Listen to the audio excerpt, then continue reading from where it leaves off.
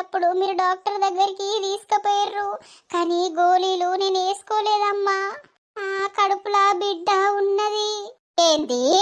అవునమ్మా, వాడు నాకు కడుపు తీయించుకోవద్దని చెప్పిండు. వాడు నన్ను పెళ్లి చేసుకుంటా అని చెప్పిండు, అందుకే నేను కడుపు తీయించుకోలేదమ్మా. అయ్యో దొంగ ముండా, ఇంత పని చేత్తివే రామా. ఇప్పుడు నీ కడుపులో ఉన్నదా నీ బిడ్డ? అవునమ్మా. సాగుపోయే నువ్వు ఆ బయల దుంకి సాగుపో. ఓ పీడ పోతుంది. ఇక నాకు ఏం మాట్లాడాలి ఏం మాట్లాడాలనేది కూడా తెలుస్తలేదు. ఆగవ్వా, ఆమె చెప్పేది నువ్వు పూర్తిగా.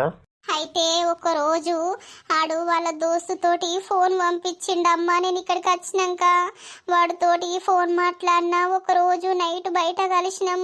నాకు నువ్వు కావాలి, నిన్ను వదిలిపెట్టి ఉండలేకపోతున్నా అని వాడు బాగా ఏడ్చిండు.